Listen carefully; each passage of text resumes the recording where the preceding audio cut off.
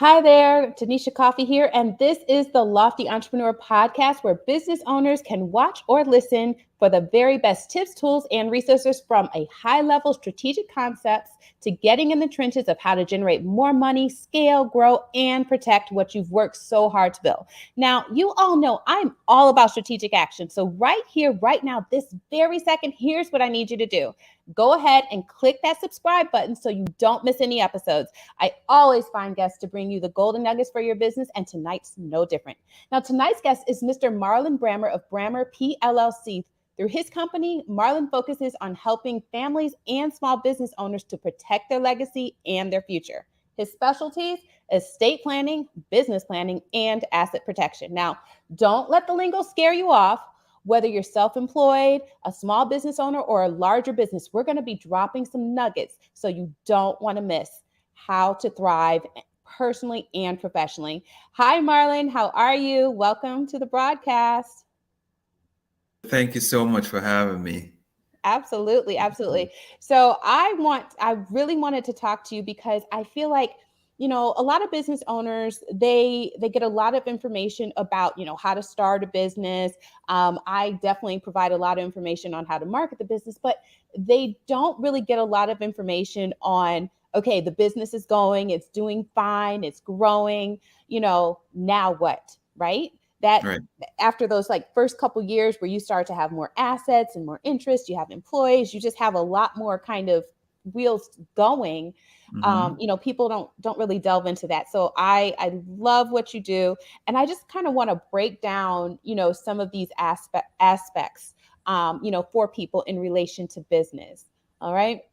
Sure. So let's talk a little bit about asset. Let's talk about business planning first, okay? So, from your perspective, what are some of the things that, say, an established business, or you could start, early on if you want to kind of walk people through, Hmm. should be considering when it comes to business planning from, like a legal perspective? Well, I always tell my clients that we have to start from the end to determine the beginning. Mm, So it's important for us to ensure that one, you have an idea of what your business would look like when it's thriving, right? And what we want to do is build a framework around that vision that you have for your business. So, and that entails as well, what is your exit strategy? So that's one of the first things we're gonna identify before we even start developing a comprehensive business plan. We need to know where you're going, and in order to determine that journey, or the path to that journey, we need to have an idea of the actual destination that you're in. So we start with a exit strategy. We try to define what that means to you, mm-hmm. whether you're going to be selling the business, trying to find an acquirer, or you're trying to pass it on to your kids, to your family. You want to keep it in the family for generations to come. And from there, we tailor make a plan specific for that business owner and those specific needs for the industry. Okay, so I love this Hmm. here because so many people, they just focus on, I'm just going to start the business. Hmm. They never get to the point of thinking about that succession planning, that exit strategy. So I love, love, love that you mentioned that. And I want to unpack that a little bit Sure. because I think we can really kind of jive on some of those aspects. So, for instance, when you're talking about that succession planning, what am I going to do? 20 years, 30 years, 5 years, however long you plan on running the business. What am I going to do with it after the fact? I Right. think a lot of small business owners, self-employed, they're just like, oh, I just stopped the business. Right. They don't think about my business has value. It has assets that I could actually, sell it, or if I Mhm. build it with the intention of selling, it could be much more to me and Becomes someone else than right. just simply just quitting. So, what are some things to consider when it comes to, say, somebody does want to sell the business or acquire? So the first thing we have to bear in mind is that the business has to serve the purpose of the owner, right? So that if your purpose is not being served, then you won't be passionate about what you're doing or even be willing to complete it. right? So some of the things that you need to consider when you're putting together an exit strategy, let's say for an acquisition, we're going to try to make sure that the necessary elements are in place. So one of the things that my firm does, we do what we call a filter audit. We try to make sure that your finances, your insurance, legal, tax, employee, regulatory issues are taken care of. It's just an acronym for us to guide us through the various aspects of your business that might be salient, irrespective of which industry you're in. We try to make sure that those 5 or 6 areas are identified, taken care of, and from there on, we do the deeper dive into what the business needs and try to ensure that we plug those holes. And that's if you're trying to build up the business to make it a substantial one, so that you can pass it on or find a buyer. Mm-hmm. If you're looking to get into an acquisition, then we're trying to make sure that you're an attractive acquisition, right? So we want to make sure that what businesses such as yours are being are being done for that business, right? So we're trying to make sure that you are aware of your industry specifics, the KPIs, what certain buyers are looking for a business like yours, what kind of track records, what kind of numbers are we doing, what kind of employees, the robustness of the business, what do you need to do in order to get it to that certain level. And then we develop a plan for that strategy. All right. So let's talk about, so like in my area, part of the business succession planning, whether you're trying to have someone acquire it, whether you're planning on passing it on to a family member, from my perspective, um, what I always tell people is to think about how they can use life insurance as one of those tools, Sure. right? So a lot of people really think about life insurance as only, okay, if something happens, if I pass away.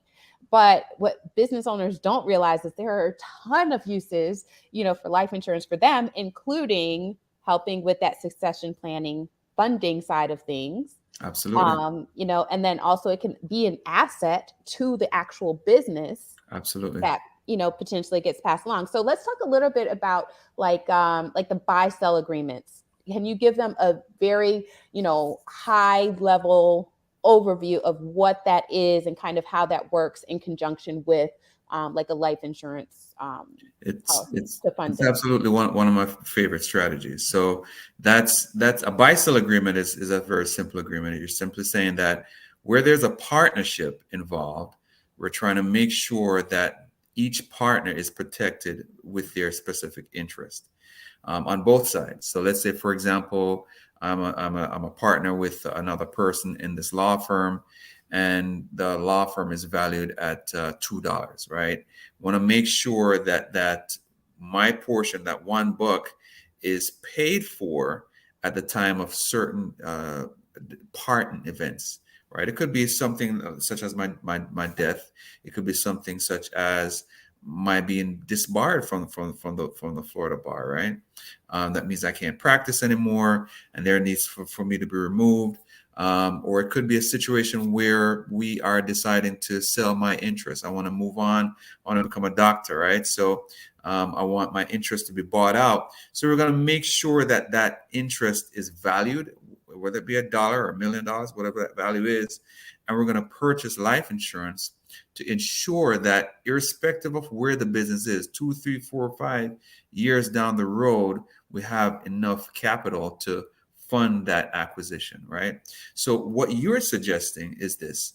You're suggesting that if we don't have a partnership and we're trying to develop some sort of exit strategy, one way that we can actually work that out is, let's say we can set up a buy-sell agreement for an employee that you might value, right? Or it could be a family member that you might value, right? And that person would essentially fund the business would essentially fund the life insurance policy that would essentially provide the mechanism for us to acquire the business from the owner. So I started a business. I'm a widget maker, and I did well at that.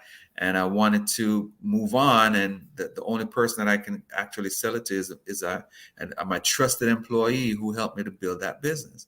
Well, we're going to acquire life insurance, and we're going to make sure that it's properly funded, overly funded, so we can use that cash value to properly fund that transaction later on, maybe 6, 7 years down the line when I'm ready to retire.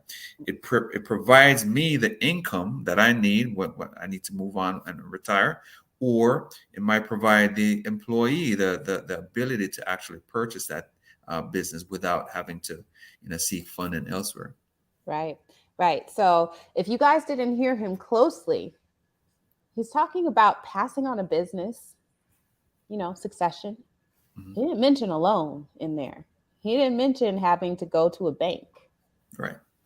So this is a different strategy. So this is why I love talking about these things, because people tend to think about the common and their quote unquote traditional things that are most talked about, but they don't really realize that something using a strategy like this is very accessible to people, whereas some of the other options, the more traditional options, can be limiting for people just even having the opportunity to get involved in something like this. So I love that.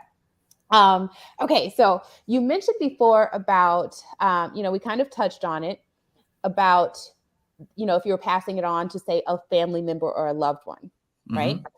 So let's talk a little bit about the estate side of things, right? So let's have an example of say it's a father and he has two sons, and one of them's interested and one wants to work in the business. The other one is completely disinterested, but they want to kind of he wants to make sure that his estate is equalized. So in that type of scenario, how would a business owner, from your perspective, like a legal side, and then I want you to incorporate the side of how life insurance can play into that as well to help balance that out.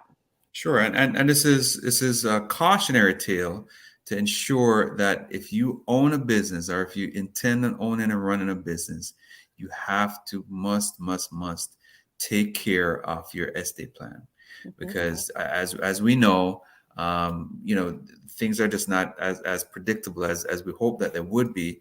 But we're going to be responsible. We're going to be responsible because we want to make sure that we're good stewards of the wealth creation process that we've enacted. I want to make sure that passes on safely. So in the scenario you pointed out, where we are looking at the possibility of passing on a business, one from a very interesting child to one who might to the other extreme has no interest in the business, there are two competing thoughts when it comes on to estate planning.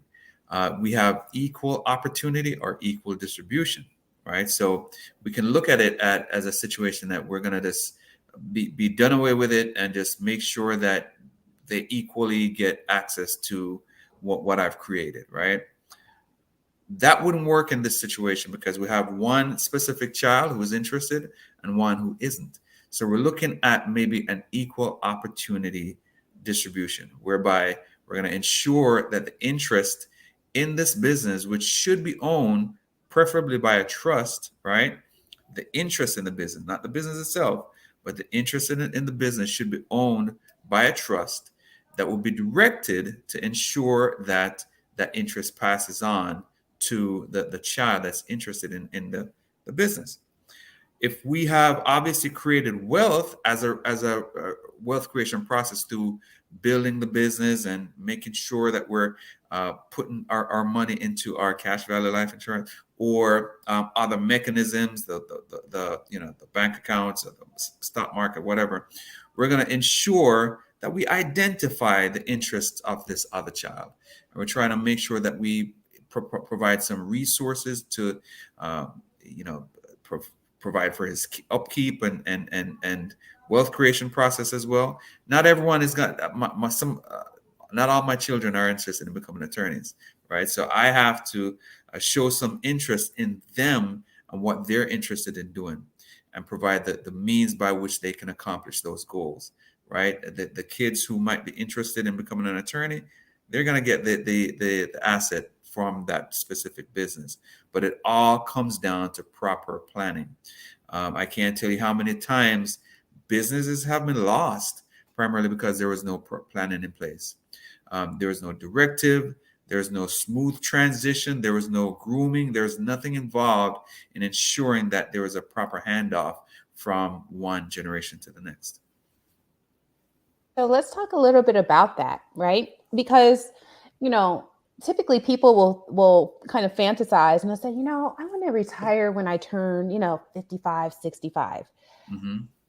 But in my opinion, and feel free to, differ, a lot of that happens for people who are employees, they're Mm-hmm. working for someone else. For Mm-hmm. the entrepreneur or the small business owner, sometimes that is more wide open, right? Because the Mm-hmm. reason they're working, the reason they built the business, it's a different beast, right?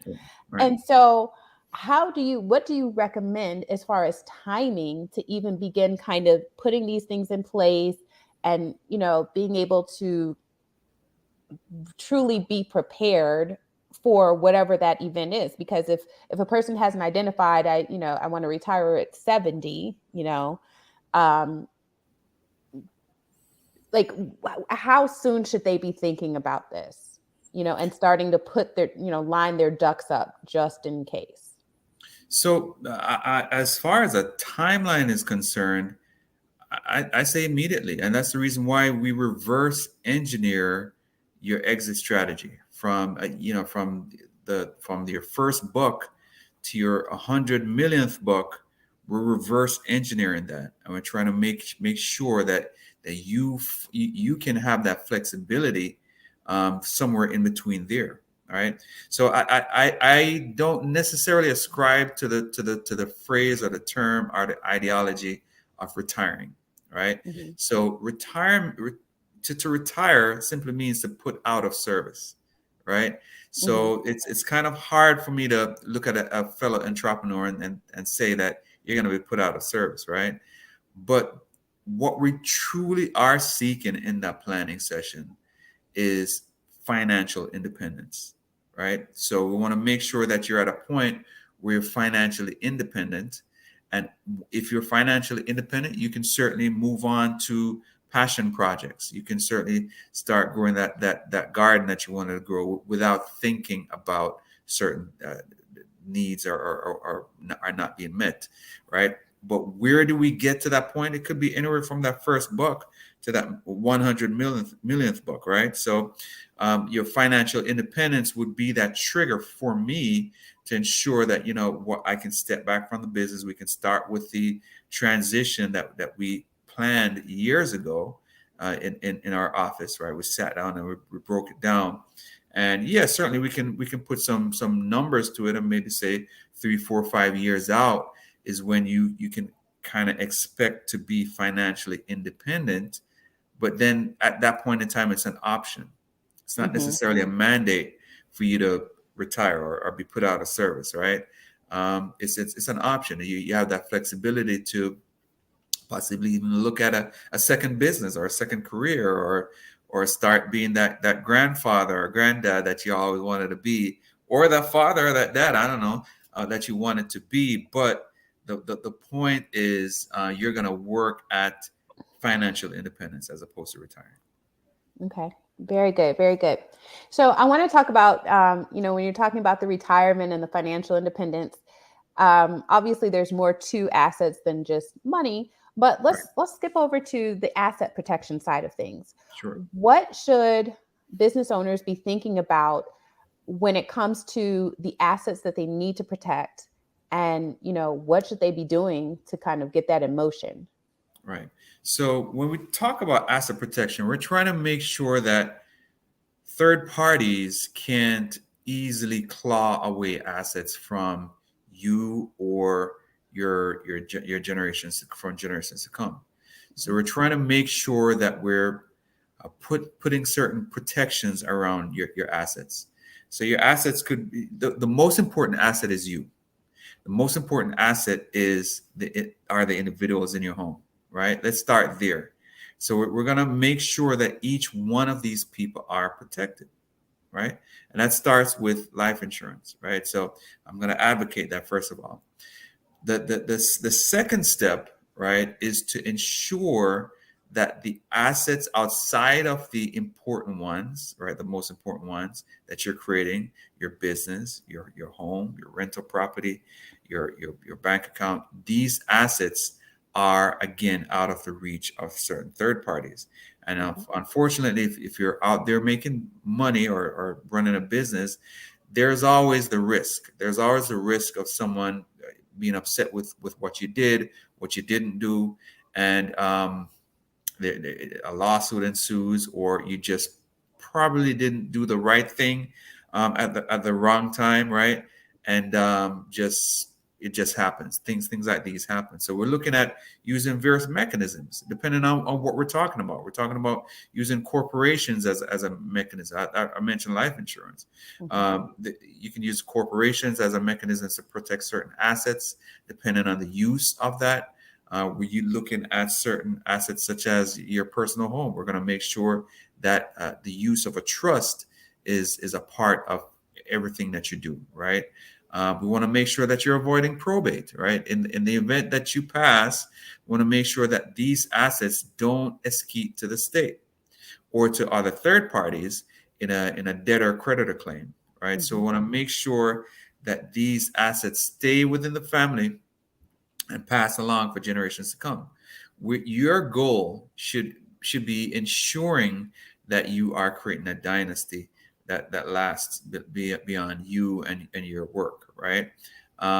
Proverbs 13:22 says a good man leaves an inheritance for his children's children, right? So it's important for us to take those necessary steps to protect those assets using all the various resources available to us, right? Depending on the circumstances, we're talking about corporations, life insurance, trusts, various types of trusts, ensuring that our taxes are in order and we're not, giving too much to Uncle Sam. We want to pay our fair share, but within the realm of legality, we're going to make sure that we are not paying too much.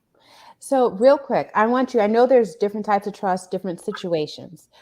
Can you explain how having that in place can be a great benefit to a business owner?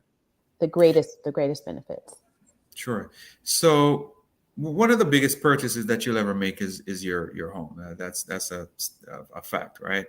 And in fact, in the great state of Florida, right? I'm not sure if you're aware of this, but a very good way to actually hide a lot of your wealth is to take $30 million from your previous life and just drop it on a property down here in South Florida, right? Or Florida, for in fact, because of the wonderful laws that Florida has in homestead, right? So you can literally just have fun purchasing a very expensive home with a significant portion of your wealth, right? So the most important thing with regard to a trust is you're trying to ensure that you're separated from your assets. You individually separated from your assets, right? Why is that important? It's important because at some point, especially at your passing,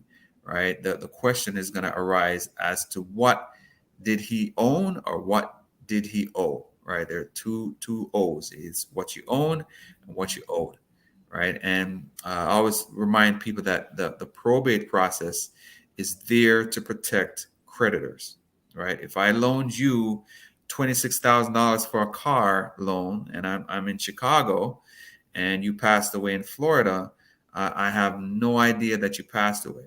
So it's important for us to have a mechanism to alert creditors such as myself to show up in court to make sure that I can collect that $26,000. So unfortunately, probate is a very open public process that allows for creditors to come and attach to that asset. Now, that $30 million that you took from New York to purchase that mansion on the water, right, is protected under Florida homestead. So that's one of the assets that's excluded out of probate. All right, that's number one. Number two, we're going to make sure that that asset was already in a trust regardless. So you're separated from that specific asset, meaning the answer to the question as to what I owned was nothing. I owned nothing, right? But I controlled everything because I was a trustee for this specific trust, right? So there's nothing to probate. In other words, my assets as a business owner are going to successfully transfer to the next generation without any hitches. Okay. Are you guys hearing him? That is like a huge nugget. Okay. How many of you have known someone, and it doesn't have to be a business owner, just someone who, passed away and all of their things had to go through probate? It can be a huge mess. Lots of time watching basically somebody else, outside forces, third parties decide what's happening with your loved one's stuff. And you just have to sit and twiddle your thumbs.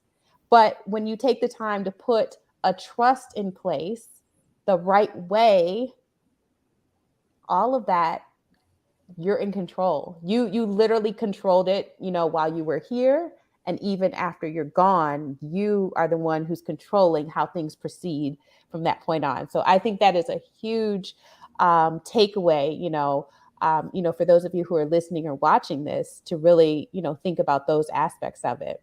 Absolutely. So I don't want to give everybody everything, because obviously I want them to be able to come and speak with you. Everybody's, scenarios are different. But I want you to leave people with, kind of a thought. If there is one thing that they should do tomorrow, no matter how big or small their business is, no matter whether they just started or have been in your business for 20 years, if they listen today and they were surprised by something you said, what should they do tomorrow to make sure that they're protecting their future and their legacy? What's the most important thing that they should do tomorrow? The most important thing to do is to not be, do not limit your relationship or your relationship with professionals, right? You are, as a fellow business owner, I had to realize that I don't know what I don't know, right? And I had to rely on marketing team, rely on an accounting firm. I even used attorneys as well, right? So these are professionals who are always in your corner as a business owner, number one. Number two, the fees, yeah, I know they're there, right? But you have to realize, as a business owner, these fees, you can actually, you know, write them off on your taxes as a business. That's a beautiful thing about owning a business, right? So the federal government recognizes the fact that you are out there creating wealth, you're out there creating jobs, you're out there creating opportunity and an economy, or creating a robust economy. And they realize that you do need the support of certain professionals, and they're giving you credit for that specific situation. So I know this benefits me, of course, but obviously the I had to come to terms with a lot of this as well, and ensure that I had professionals in my corner to support me. That's the first thing I'd say. Just get rid of the myth that you're your own attorney, you're your own accountant, you're your own marketing guru, right? Make sure that you have these three elements at least in your corner to begin with, right? Mm-hmm. Number one. Number two, if you're talking about creating a wealth, a portfolio, you're out there purchasing property, you're out there purchasing a business, or whatever the situation is, you have to realize that you're exposing yourself to the public. That's the whole idea of owning a business. We're gonna have to be on platforms like these, trying to talk to folks, and it gives you a certain level of exposure that you need to start protecting from day one, right? Day one. We're not gonna wait until you're a $5 million business and you're gonna try to pull back the curtain and fix everything there. We're gonna make sure that you sit down again, starting with a professional, to lay down a good legal structure that would support the necessary growth that you're looking for. And the final thing I'd say is make sure that you have a good framework to start from, whatever your business is. You got to make sure that you have the finance, insurance, legal, tax, employee, and regulatory areas taken care of before you even start taking that first book. Right. And I want, you mentioned, the financial aspect of it. Mhm. And the reality is, in business, you're spending money. You're going to spend money on something. So, when you think about, the cost of things, you think about, yes, what does it actually cost you to do it? But you also think about the cost of what it costs you to not do it. Right. And really, for some of those things that you named, you know, the most costly thing is not knowing.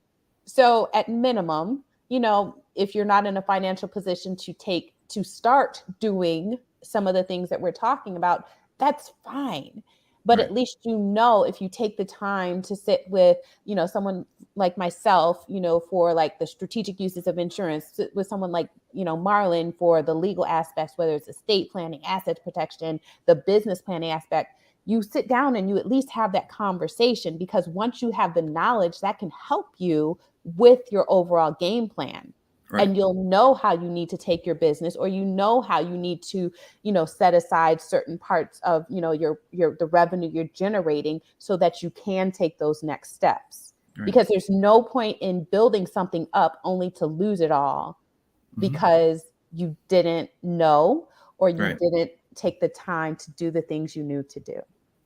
And I know that you're excited, you're ready to hit the ground running, and you don't need direction from me or Tanisha or anyone of how to run that business. I get it. I get it that you're excited, and this is your moment, and you're gonna grab that thing and run. But again, if you don't have the framework to keep that business going, it's gonna be futile, right? So I'm one of that person that would say plan 80% at a time and execute 20% at a time, right? Try to make sure that you have that planning down, right? It can be modified, right? It's not nothing that's going to be hard and fast and rigid and can't be changed. It has to be fluid, right? So we're going to make sure that we have a fluid plan that works with that very unique idea that you have, right? And you'll be surprised at what you can accomplish once you've had a good planning in place. Absolutely. So go ahead and do me a favor and let people know how they can contact you if they're interested in speaking with you. Sure, they can reach me at 561-295-9110. You can also find me at the brammerfirm.com, BRAMMERFIRM.com. And I'm all over social media, as well as I do have a YouTube channel that I'm putting together as well, but I'm not 100% there, but we're working on it. Absolutely. And for those of you, if you'd like to reach out and connect with me about some of these, strategies using insurance, give me a connect. Reach out with me at rocksolidfinancial.co, not .com, .co/business. I'm happy to speak with you as well. Marlon, thank you so much for joining me tonight. I appreciate you taking the time out to chit chat. And I hope that all of you who have been listening got some value out of this. I'd love your feedback. So whether you're seeing this on YouTube, social media, or if you're listening on one of the podcast channels, definitely, let us know what you think. Let us know what your questions are. And if you do, I might be able to persuade Mr. Marlon Brammer to come back again and to answer those questions for you. So don't be shy. We love to get your questions. All right. Thanks so much for joining us, guys. We will catch you next time. All right, thank you, Bye. Tanisha. You're very welcome.